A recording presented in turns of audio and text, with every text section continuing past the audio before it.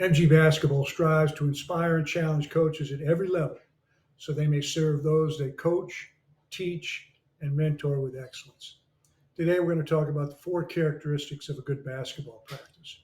Number 1, always be prepared. Sometimes, as a staff, we spend more time designing practice than the length of the practice itself. Every coach and manager had a practice plan, and practice was planned to the minute. Number 2, challenging but fresh and fun. The more 5-on-5 you play in practice typically helps make practice fun. And fewer drills. Um, with the fewer drills that you might have, put constraints in live play action. Um, we just found that our guys like playing, and we could stop play to make corrections, of course. Number 3, non-negotiables. What are yours? Ours were competitive. We wanted our practices to be very competitive. We needed energy from the players and the coaches alike, and communication was a must. If a player needed longer explanation, we would just sub him out, talk to him on the sideline. And we wanted to transition from one drill to the next quickly. Number 4, limit talking. Make your point, be concise, and move on quickly to the next play or next drill.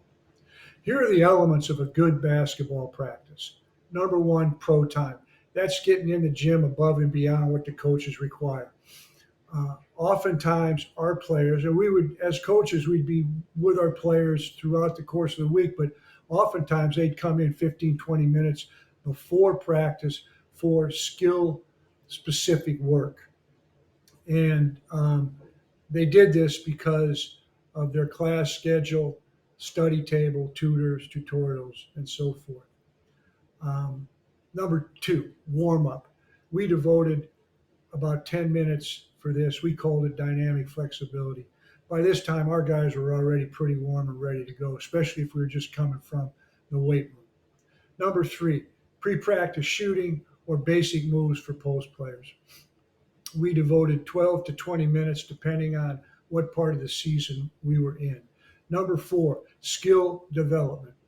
We devoted 15 to 20 minutes for skill development, and this included passing, dribbling, shooting, rebounding is in there with, and we would put constraints of, for instance, or defense.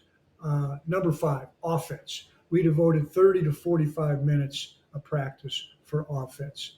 And really, we spent more time on this because much of our time was spent here going from offense, defense, back to offense.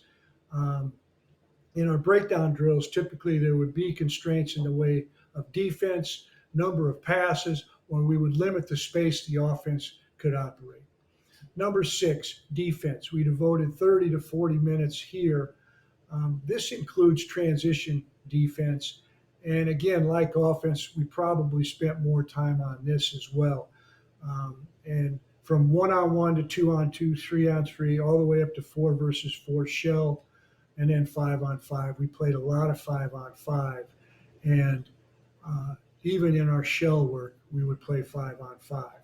Often the constraints we would use teaching defense would be to always have one more offensive player on the floor. Another constraint we would put on the defense would be the defense would have to get 3 stops in a row before they could get out of the drill. And number 7, we devoted 5 to 10 minutes at the end of practice for special situations. That's time and score, ahead and behind.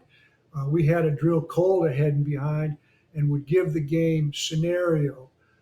Head coach would take one team, assistant coaches would take the other. And we did everything: full court, side court, baseline out of bounds, and free throw situations. We treated free throws like an offensive opportunity. So we had calls even when we were shooting a free throw. We had calls for that as well.